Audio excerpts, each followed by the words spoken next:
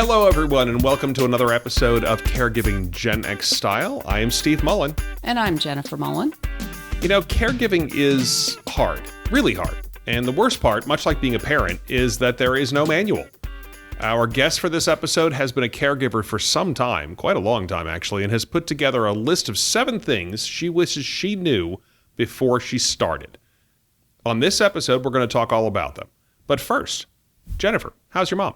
But first, before I tell you how my mom is, before she gets to that, I have something really critical to share with our listeners.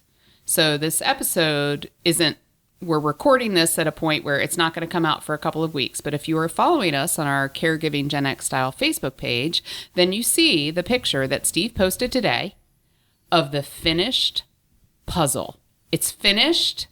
I am so proud of myself. This puzzle we've been living with for weeks. This puzzle that we have been recording the podcast over the top of because it has been spread all over our dining room table. It's only 1,000 pieces, which for me, like pretty normal. 1,000. Typically not a problem for her. 1,000 pieces. Oh my gosh, it's taken me weeks to do it.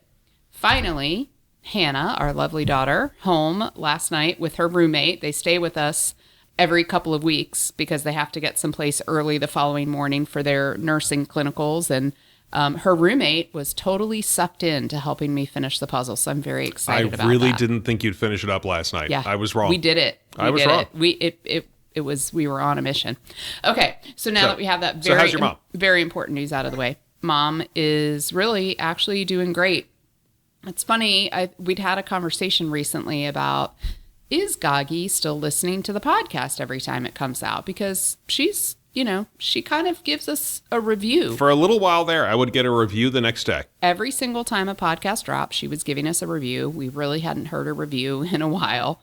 Apparently, what it took to get her to give us a review was for me to mention, as I did on our last episode, or 2 episodes ago? I believe it was the last episode, yes.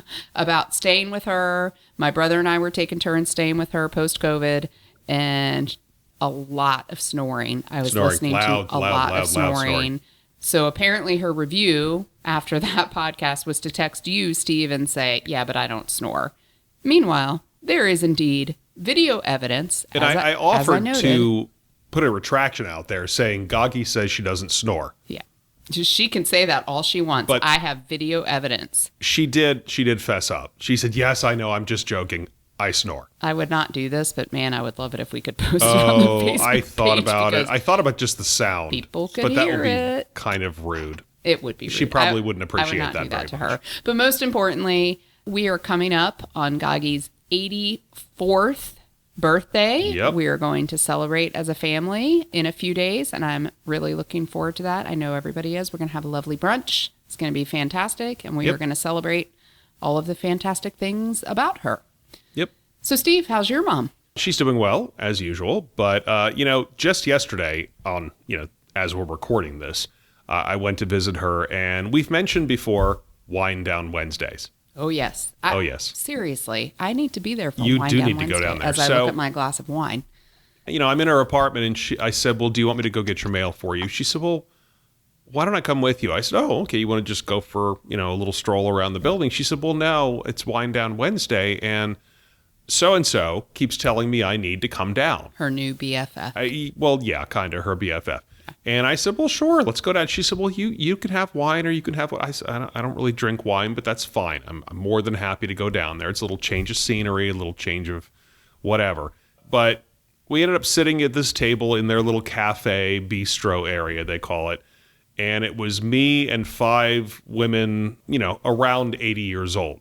It was like I was sitting at the popular table in high school, which, by the way, I never sat at. But it was crazy. The one woman who'd been trying to talk her into it, she is clearly the queen bee. She's in charge. She's a complainer. She's got to complain for everything. Oof. And, this Wind Down Wednesdays. We don't need your mom listening to a complainer. I know, but, that's the thing is there's only so many people in this building who are mentally with it. I know. That's true. And those are the ones she needs to be hanging out with. That is true. But, this is obviously run by the activities director. There's a long story. They lost their activities director, blah, blah, blah, blah, blah. This woman despises the woman who's acting as activities director right now. I mean, literally, I think hate is not too strong of a word. And every time she walked by, she would make a face. And then next to me was this woman who grew up in Brooklyn and sounded exactly like you would think she does. And then there were two others who didn't talk much, and then my mother. It was a very, very interesting. I got so much dirt on the entire building from this. Right. What happened when you were getting up? To my gosh! Let somebody else come sit down? I got up to let somebody out. Somebody was moving out, and I got up to give them room to get their walker through. And the woman next to me grabs my arm and says, "No, sit down. I said, "Well, I'm just letting him out." She said, "No, sit down." I said, "I will be right back. I want to let him out." She said, "I don't want that woman over there to sit next to me because she spits when she talks to you." So this is what I'm talking about. Yeah. It was fun. It kind of reminds me of the episode we did. This was a long time ago, right? About everything I need to know, like I learned in kindergarten. Yes. And then there's the episode of the things that you experienced when you were in high school apparently still happen when you're 80. Absolutely An high school. Octogenarian. Yes. Ooh, good word. What? Good Right? word. That was a good word. Good word. Okay. Let's move on. As we mentioned in our intro, caregiving does not come with instructions. Our guest for this episode is trying, though, and has put together a list of 7 things she wishes she knew before she became a caregiver. Our guest is Staci Bukowskis, and I hope I pronounced that correctly. She goes by Staci B, thank goodness. She is an author and performer who is also a caregiver. Staci, welcome to Caregiving Gen X Style. Thank you so much for having me. You've been a caregiver for, I believe, a long time. Tell us about your caregiving journey. It's been a minute. We have said that so many times in this podcast. It's been a minute, as the kids say. Yeah. Ooh, as the kids say, right. In my head, I'm still 30-something. So you. Us too. But yeah, it's been pushing 12 years now. And wow. I had been gone from Pittsburgh for 25 years. And which is where I grew up. And when I came back in 2012, if I'm being honest, I was lost. Some things had happened in my life that had put me at a crossroads. And I came back to Pittsburgh, I think just kind of looking for some kind of grounding to happen, but I hadn't planned to stay. It was like, get grounded and go on. That was where my head was. But that's not what happened.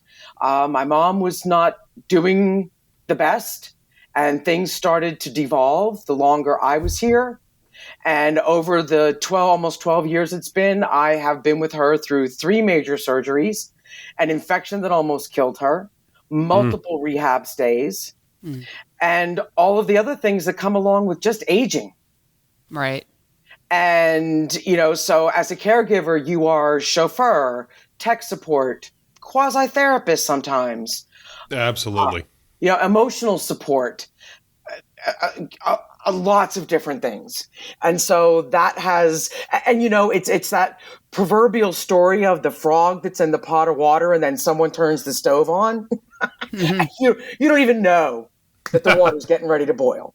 Right. And that's what happened. And I would venture to guess that that's probably the way it is for a lot of people. Oh, sure. And I think that's also a protective mechanism. Staci, I was just going to say that. Isn't that maybe a good thing, right? Because if you kind of knew all of the stuff that potentially is headed your way, you might just cover yourself up in the sand if now. If you knew where you were going, you wouldn't go there. Yeah. You'd run away like your butt was on fire. Yeah. How do I get out of here? Yeah. And so, I do think it's a protective mechanism. And it's also that eternal, things will get better hope thing that can happen. And sometimes it does and sometimes it doesn't. Staci, you've written several books on this topic, but I think what we're most interested in is perfect segue, right? You've written a book about a self-care journal, basically. Tell us a little bit about that, because we have done an episode on self-care, or certainly we've talked a lot about it. So I'm curious to sort of hear your thoughts on that.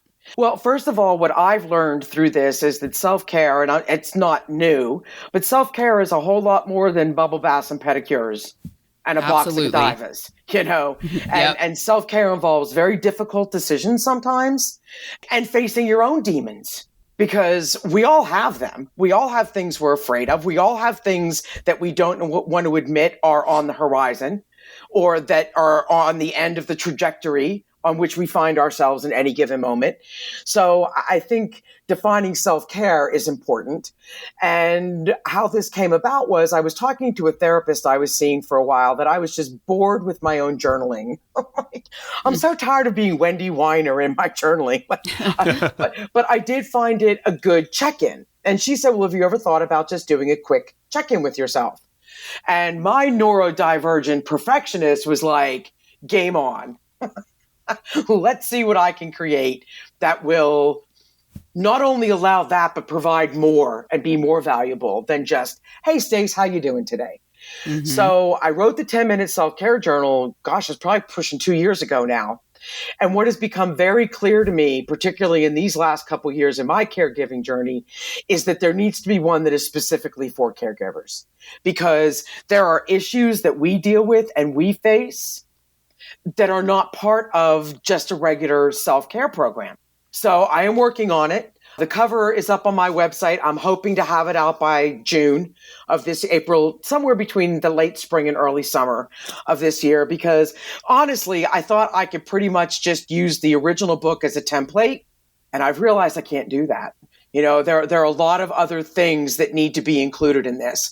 It will contain the same base as the original journal, which is, you know, a 5-minute data dump, which I think all of us would benefit from every morning or in the evening, whatever's your preference.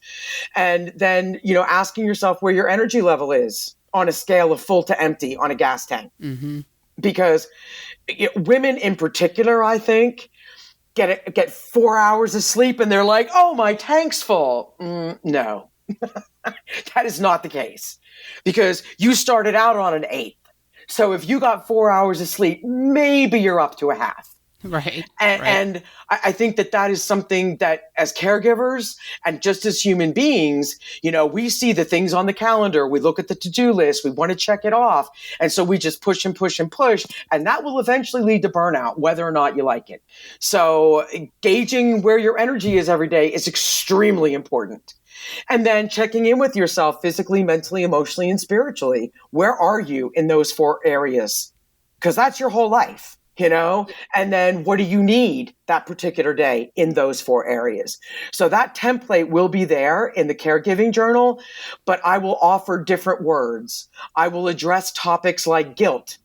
Where's your guilt on a scale of 1 to 10 today? Oh, that's a good one. We did a whole episode on guilt. Absolutely right. Because I mean, you can't be a caregiver and not experience that.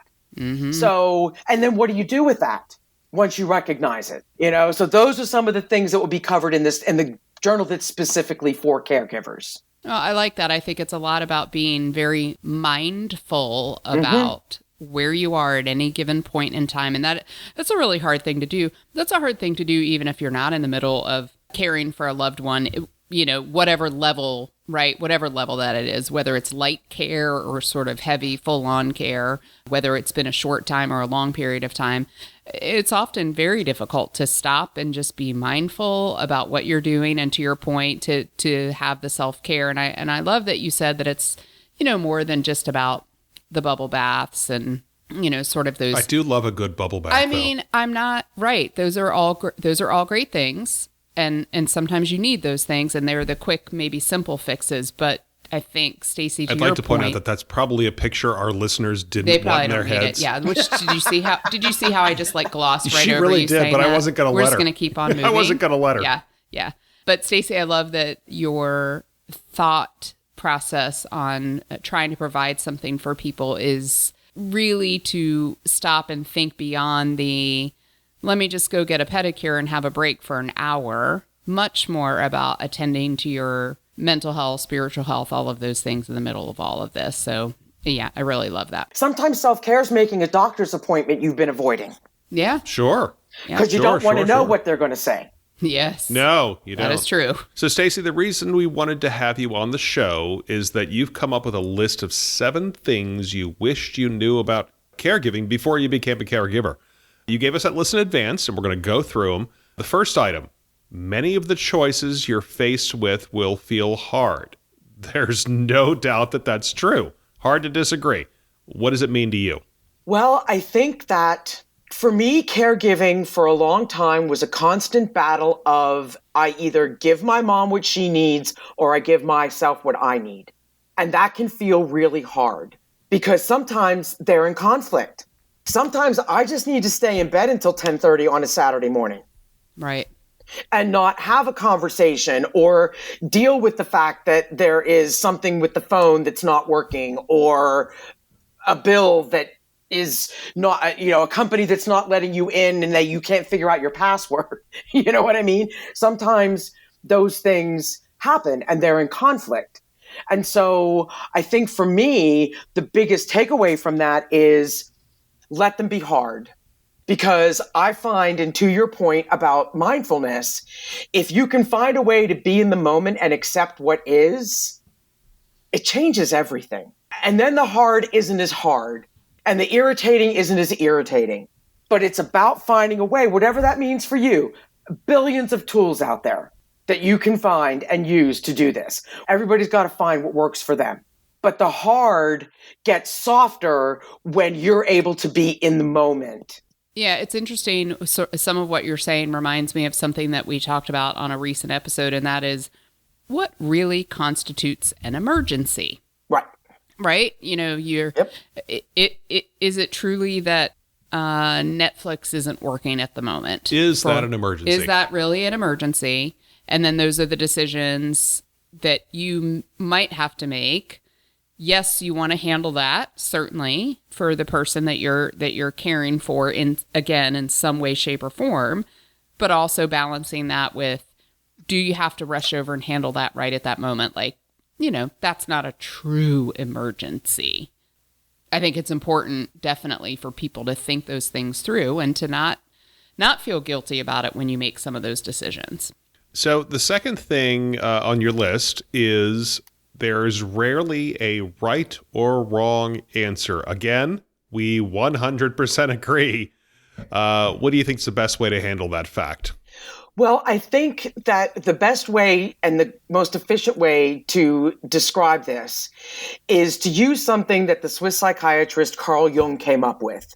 And that's the third option theory, which basically says that most human beings, when presented with two choices, neither of which appeals to them, will choose one or the other instead of sitting in the discomfort of the not knowing.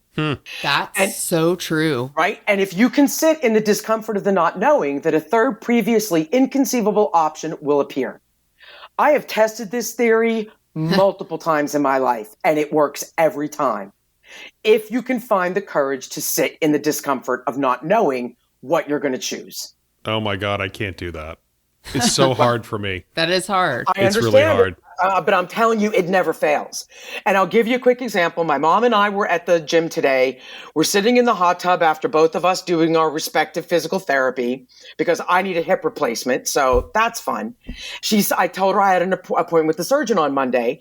And she said, "Oh, where is it?" I told her, she said, "Oh, well, can you take me to Aldi? I can shop while you're at the doctor's." And I immediately slapped no. Because I want that time for me. And then I realized, well, that probably wasn't the kindest response. And I sat with it for a minute and I thought, well, I don't really like the option of not taking her and giving her what she needs. And I don't really like the option of taking her at that particular time. And I sat with it as the water bubbled around me. And I said, you know what? If you can take access over to Aldi, I'll pick you up so you don't have to struggle with the groceries home. And that was the third option. Yeah, which he was fine with. See, I'm more of the type of person, and I believe we've discussed this on the podcast before, I will sit and look at the right and wrong answer, really more two wrong answers, and I will just circle in my brain for 3 days trying to find a better answer that does not exist. Oh, but there is if you let your mind out of it. Yeah, I don't do that. That's the key. Well, okay, I'm sorry for you. She's trying to teach you something here. She's trying to help. I know. She's trying to help me. That's really the answer, because when the intellect takes over, there's no room for whatever power that is greater than you are, whatever you want to call it, for you to hear that. Yeah. Because you're too busy spinning. I think this is a good segue too, though, into the third thing, right? So there's the very black and white of the what's the right answer, the wrong answer. Right. Maybe that's not there. Third thing, most things are not cast in stone. Absolutely not. What do you mean by that? Well, I think that, not that I think, I know, we live in a binary world, And I also think that as a caregiver, planning is probably at the top of your priority list. Yes. Got a plan so I can take care of me, so I can take care of them, blah, blah, blah, blah, blah. Well, my mantra these days is, we'll see. Okay. Because I think COVID precipitated a level of change that almost everybody I know is experiencing on a daily basis. Nothing has stayed the same over the last few years. Sure. Things are changing every day. It's insane. And human minds were not meant to keep up with this level of change. Look how long it took us to evolve with opposable thumbs, for God's sake. I mean, we're not created for this. And I think that's a big part of what is stressing our mental health and is contributing to lots of other things going on in the world. And for me, I love it when I can live my day like a yoga asana. Just going to breathe and move from this place to that place. Mm-hmm. And I'm going to breathe and I'm going to move from that place to the other place. And that's a really tall order. I'm not going to lie. But if you cast things in stone, it's a setup. Other than like it's super important things like a doctor's appointment or something like that, But other things that need to get done, like running to the Dollar Tree. Or something else your parent may want you to help them with or need your support in. We'll see. Right. Well, and it sounds a lot like, right? You be flexible where you can. Right. Find the flexibility where you can. Sometimes there are, to your point, there's going to be doctor's appointments or certain things where there isn't flexibility. But when you can practice that, practice it. Be adaptable. Things are going to change sometimes, and go with the flow. That's a good. I am terrible at that.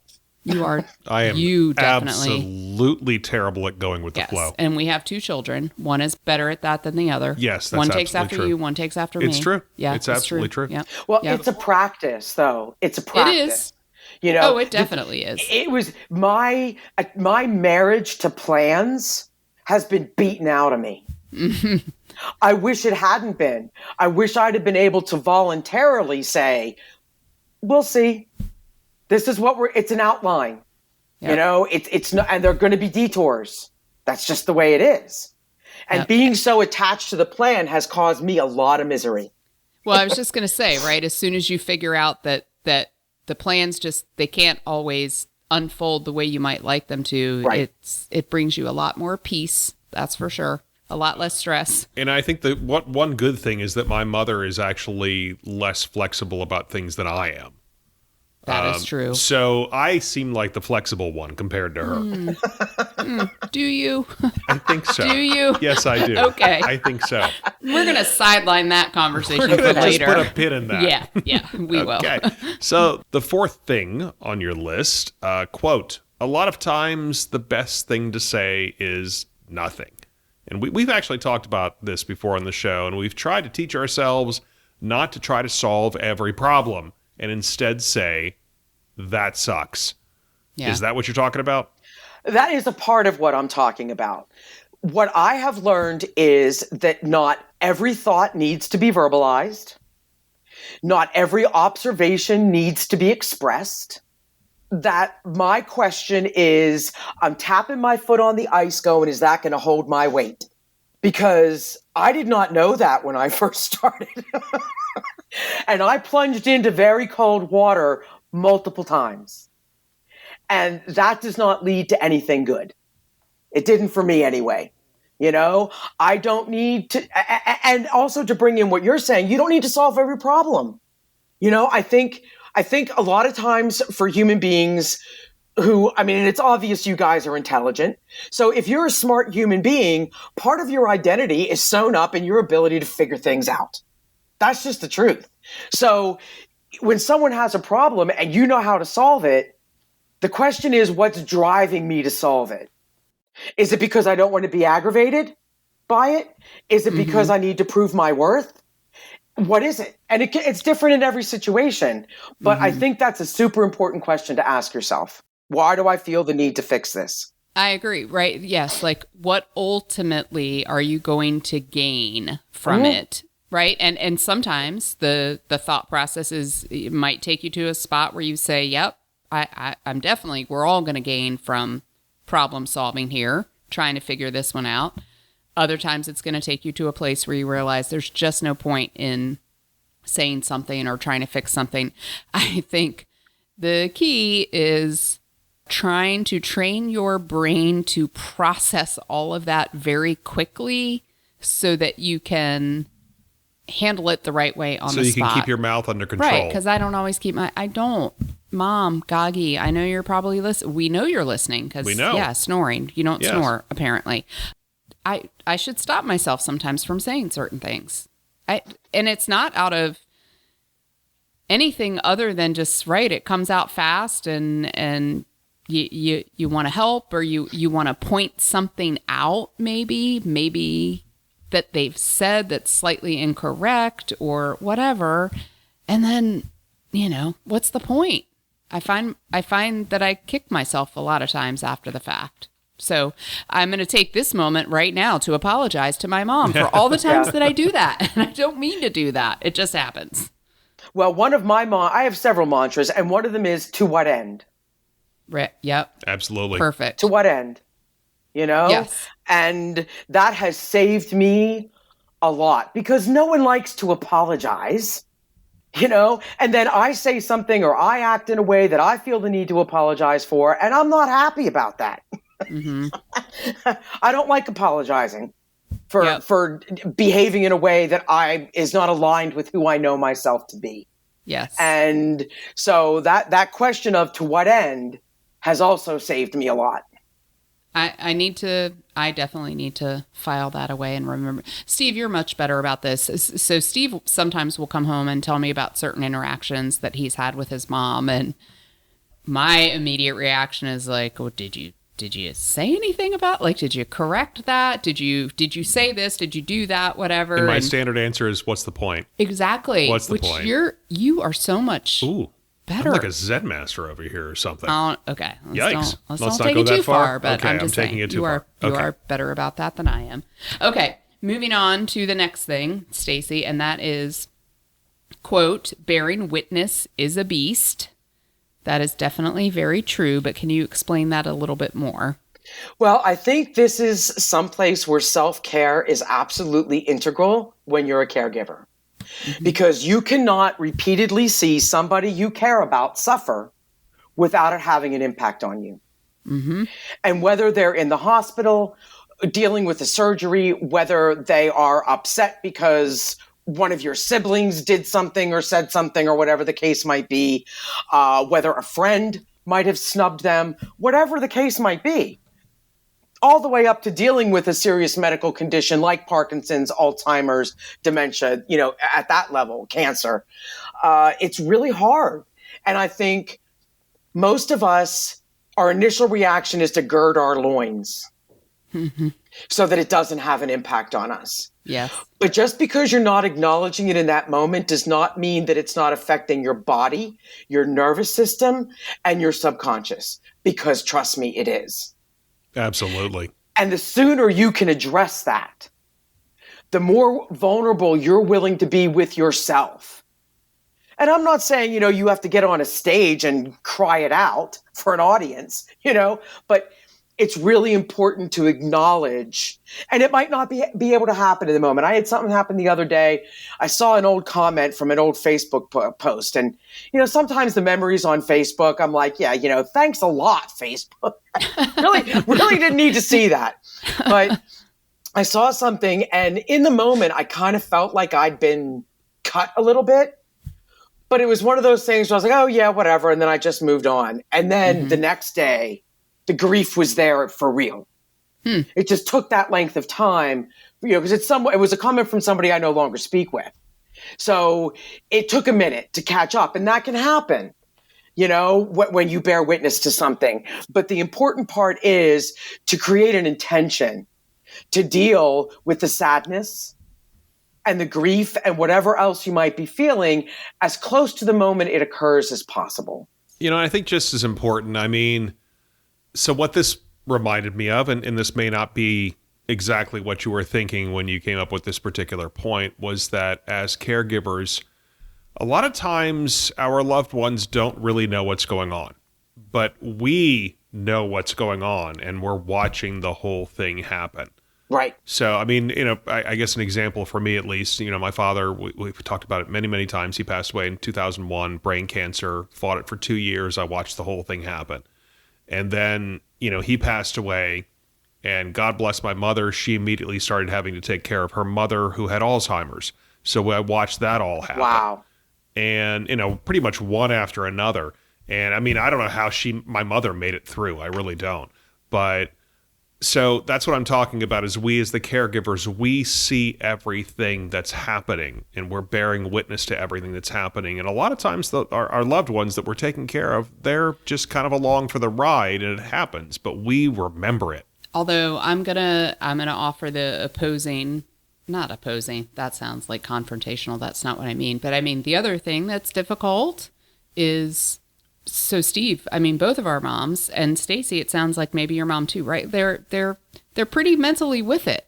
Yep. They're just they are bearing witness True. to their bodies breaking down. True. Right? So they're still happy and moving along. I think my mom is the perfect example of just someone who is such a trooper, and she's always smiling and happy and trying to have a positive attitude about, just about everything. But she's aware that her body doesn't work the same way that it used to. And that takes some time for her, brain to catch up to that. And we've definitely had moments along the way where she's lost her balance. She's fallen. She's had to pull her medical alert button. And she's said sort of after the fact, in my head, I can still move faster. Yep. But I can't actually physically do that anymore. So this is a bearing witness is a beast is kind of a big one that I think covers a lot. Absolutely. A lot. Yeah. So, well, Staci, the sixth thing that you mentioned is actually really part of why we started this podcast in the first place a little more than a year ago. And that is having support from other people who have done this work is absolutely essential. Preach. Yes. Yeah. Preach. If you go back and listen to some of our early episodes, we talk about sort of the birth of this podcast, which really was the result of a Saturday afternoon at a sports bar after we left a skilled nursing facility where Steve's mom was staying. Like and it was a sport. It had just been a bad day, a really bad day and a really sad time. And we just said, we need to write a book. We need to do a podcast about this because it, number one, will help us, right? Cathartic, help us get all of this out. But if we can anywhere along the way, while we're enjoying ourselves doing this in our dining room, provide support to other people, that's absolutely what we want to do. So Staci, talk a little bit more about that support network. Well, everybody is different. There are some people who are joiners who might appreciate a caregiving support group. There are many churches that have them. My problem was I couldn't find one that was not specific. There were Alzheimer's support groups. There were cancer support groups. There were even down to specific types of cancer. But just finding one for general caregiving was not something that was in my area.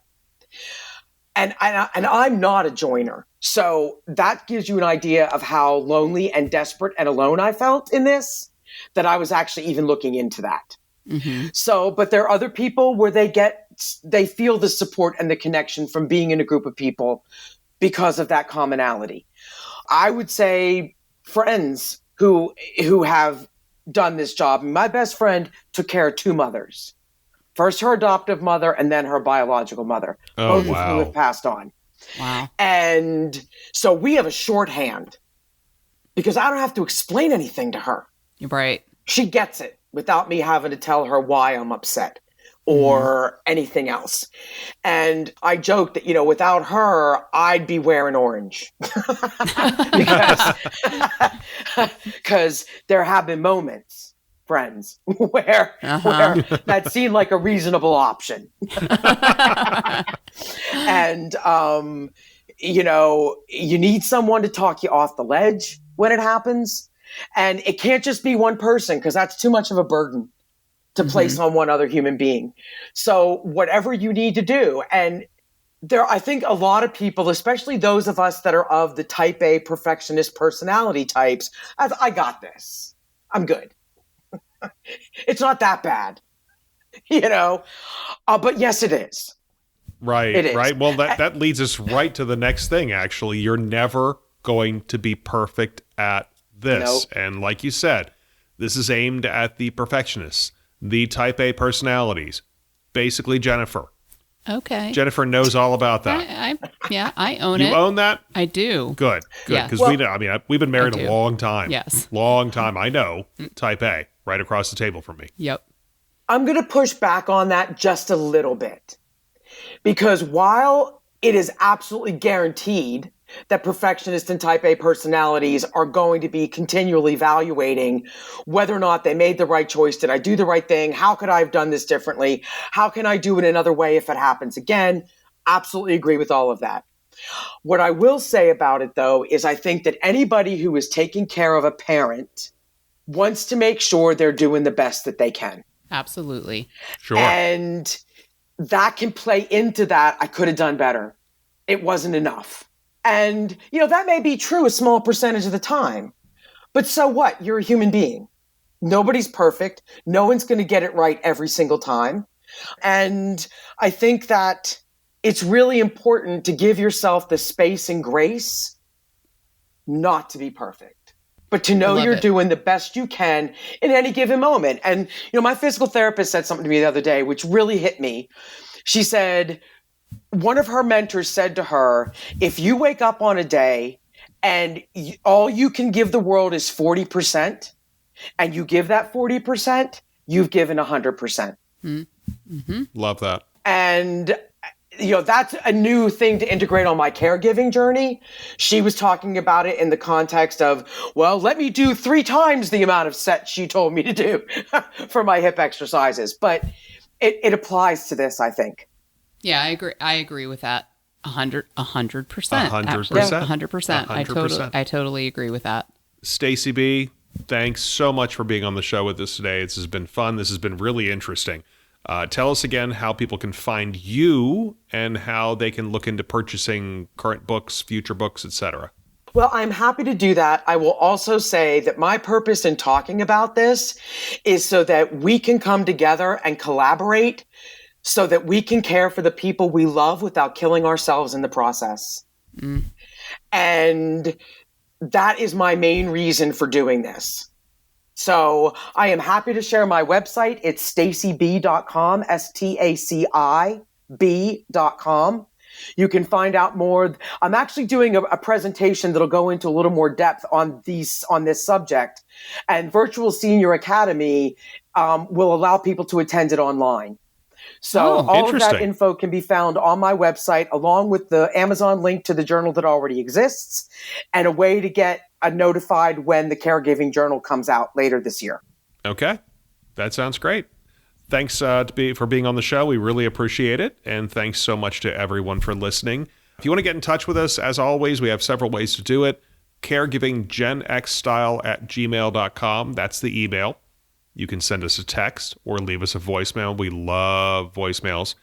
804. We get very excited. We do. With the listener feedback. Man, positively giddy. Yeah, it's awesome. Giddy. Yes. Can you imagine me giddy? It's not a pretty thing. It doesn't happen often. No, giddy it really is not a doesn't. word I would use to describe you. No, just saying. Almost never. Okay.